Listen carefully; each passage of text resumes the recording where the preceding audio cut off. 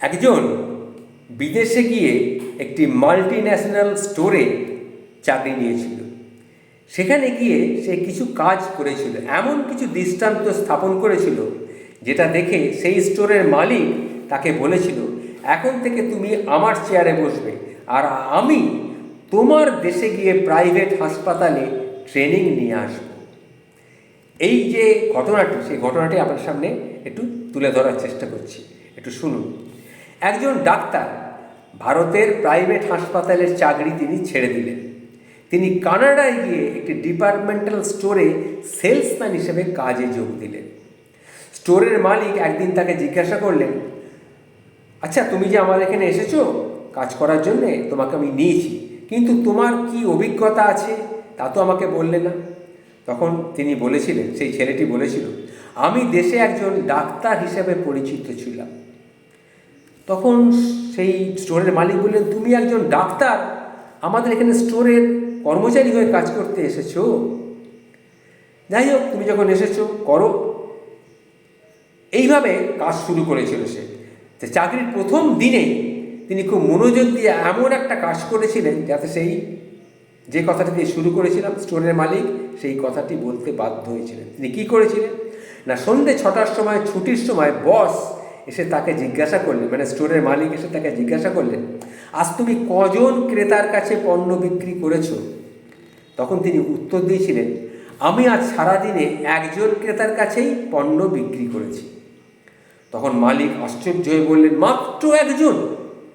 এখানকার যে সমস্ত সেলসম্যান দেখছো তারা প্রত্যেকে 20 থেকে 30 জন ক্রেতার কাছে পণ্য বিক্রি করে, তা তুমি কত ডলারের পণ্য বিক্রি করেছো?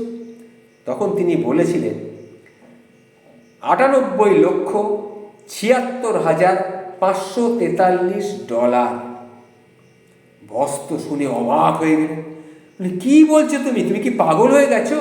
তুমি একজনের কাছে $98,76,543 বিক্রি করেছো, তো ডলারের দ্রব্য বিক্রি করেছো? তখন সে বলল, তুমি কি এটা কি করে করলে, এটা কি করে সম্ভব? তখন সেই ছেলেটি বলেছিল, শুনুন আমি কি করে করেছি সেটা শুনুন। ওই ক্রেতা আমার কাছে প্রথমে মাছ ধরার বড়শি কিনতে এসেছিল। আমি ওর কাছে একটা মাছ ধরার বড়শি বিক্রি করলাম। তারপর একটি বড় এবং একটি মাঝারি বড়শিও তাকে বিক্রি করলাম। তাকে বলেছিলাম যে শুধু বড়শি নিলেন, ভালো ছিপ তো আছে আমাদের, ছিপ অর্থাৎ মাছ ধরার যে ছিপ আছে সেগুলো আমি তার কাছে বিক্রি করলাম। একটা বড় ফিশিং রড, আমি গিয়ার দেওয়া ফিশিং রড, সেটাও আমি বিক্রি করলাম। তারপর আমি তাকে প্রশ্ন করলাম, আচ্ছা আপনি কোথায় মাছ ধরবেন? তখন তিনি বললেন যে তিনি সমুদ্র তীরবর্তী এলাকায় গিয়ে মাছ ধরবেন। তখন তিনি আমাকে বললেন যে তাহলে তো আপনাদের কাছে সমুদ্র তীরবর্তী জায়গায় মাছ ধরতে যাব, আপনার কি কোনো হেল্পিং কিছু আছে আপনাদের কাছে? তখন আমি বললাম, হ্যাঁ আছে, আপনার একটা হেল্প আমি করতে পারি। আপনার কিন্তু আমার মনে হচ্ছে একটা বড় নৌকার প্রয়োজন। আমি তখন তাকে বোঝালাম যে আপনি আমাদের ডিপার্টমেন্টাল স্টোরে নিচে চলুন, সেখানে আমাদের নৌকা আছে, সেখান থেকে দেখে আপনি একটা নৌকা নিন, নৌকায় করে আপনি মাছ ধরতে পারবেন, আপনার উপকার হবে, মাছ ঠিকমতো ধরা হবে। তখন ভদ্রলোক রাজি হলেন। আমি তাকে নিচে নিয়ে গেলাম। সেখানে 20 ফুট দীর্ঘ 2 ইঞ্জিন বিশিষ্ট একটা নৌকা তাকে দেখালাম। তার পছন্দ হলো, তিনি কিনলেন। এরপর আমি তাকে বললাম যে এই যে নৌকাটি, আপনার ভক্সওয়াগন গাড়ি এর মধ্যে কিন্তু ধরবে না, একটা বড় গাড়ির দরকার। তখন ভদ্রলোক বললেন, আচ্ছা তা একটা ঠিক কথা, কি করা যায় তাহলে? বলে চলুন আপনাকে একটা অটোমোবাইল ডিপার্টমেন্টে নিয়ে যাই, সেখানে কি একটা গাড়ি আপনি কিনুন। তাকে আমি একটা অটোমোবাইল ডিপার্টমেন্টে নিয়ে গেলাম। আমার পরামর্শে তিনি নৌকাটি বহন করার উপযুক্ত একটি গাড়ি বুকিং করলেন। তারপর আমাকে জিজ্ঞেস করলেন, আচ্ছা মাছ ধরার সময়, আমি তাকে জিজ্ঞাসা করলাম, আচ্ছা মাছ ধরার সময় আপনি কোথায় থাকবেন? তখন তিনি বললেন, না এই বিষয়ে তো আমি কিছু চিন্তাভাবনা করিনি। তখন আমি তাকে বলেছিলাম, আপনি ক্যাম্পিং ডিপার্টমেন্টে চলুন, আপনি কোথায় থাকবেন আপনাকে আমি দেখিয়ে দিচ্ছি। আমি তাকে নিয়ে গেলাম ক্যাম্পিং ডিপার্টমেন্টে। সেখানে ঘুমানোর উপযুক্ত একটা তাঁবু তাকে দেখালাম, তার পছন্দ হলো, তিনি কিনলেন তাঁবুটা। সবশেষে আমি তাকে বোঝালাম, আপনি যখন এত কিছু কিনছেন, এখন কিছু খাবার আর পানীয় তো আপনার কেনা উচিত। তখন ভদ্রলোক $200 দিয়ে কিছু মুদি দ্রব্য আর 2 কেস বিয়ার কিনলেন। এবার স্টোরের মালিক একটু দমে গিয়ে সব শুনলেন। মাথা চুলকে তিনি বললেন, আচ্ছা, যে লোকটা একটা বড়শি কিনতে এসেছিল, মাছ ধরা একটা বড়শি আপনার কাছে কিনতে এসেছিল, তাকে তুমি এত কিছু কেনালে কি করে? এত কিছু কেনালে? আশ্চর্য ব্যাপার।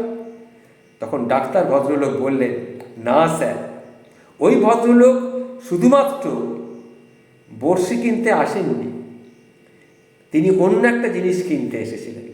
তিনি কিনতে এসেছিলেন মাথা ব্যথার ওষুধ আছে নাকি।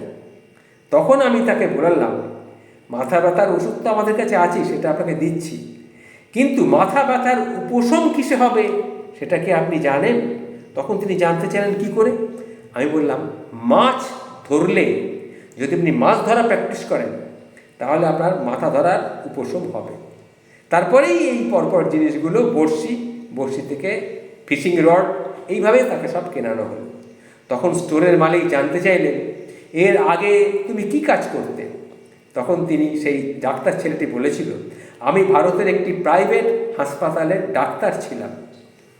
দরকার না হলেও তখন রোগীদের নানা ধরনের প্যাথোলজি পরীক্ষা করতাম, echo, ECG, CT scan, X-ray, MRI ইত্যাদি পরীক্ষা করানোর পরামর্শ দিতাম। তখন স্টোরের মালিক বললেন, দেখো, আমি বুঝতে পেরেছি, তোমাকে আমি ঠিক চিনতে পেরেছি, তুমি কী ধরনের মানুষ, কত বড় একজন মানুষ, কি মস্তিষ্ক সম্পন্ন একটা মানুষ, আমি তোমাকে চিনতে পেরেছি। এখন থেকে তুমি আমার চেয়ারে বসবে, আর আমি তোমাদের দেশে যাব, গিয়ে সেই প্রাইভেট হাসপাতালে আমি গিয়ে ট্রেনিং নিয়ে আসব। এই যে ঘটনাটি আপনাদের সামনে তুলে ধরলাম, এটি কিন্তু একটা সত্যিকারের ঘটনা। ঘটনাটি থেকে আমরা অনেক কিছু শিখলাম। যে কি শিখলাম?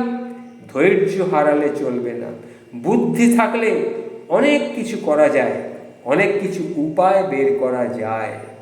সেটা ভারতীয় যারা বংশোদ্ভূত, তাদের কাছে অন্য সব দেশের মানুষেরা শিশু, যার জন্যে আজকে বিদেশে, আমেরিকায় বলুন, কানাডায় বলুন, ফ্রান্স, আমেরিকা, জার্মান, যে কোনো জায়গায় ভারতীয়দের বিশেষভাবে তারা সম্মানিত হচ্ছে। এটা খেয়াল রাখবেন। তাদের চাকরিরও, যারা বিদেশে যাচ্ছে, তাদেরকে চাকরি দিয়ে তারা লুফে নিচ্ছে এবং তাদের মস্তিষ্ককে তারা কিনে নিয়ে তারা সেটাকে ব্যবহার করছে। এটা আমরা আজকে সমস্ত রকম বৈজ্ঞানিক ভিত্তিতেও দেখছি, বৈজ্ঞানিক ক্রিয়াকর্ম লক্ষ্য করছি। এটা খেয়াল রাখবে। সুতরাং ভারতীয়দের অবহেলা কখনো কেউ যেন না করে, এটা মনে রাখবেন।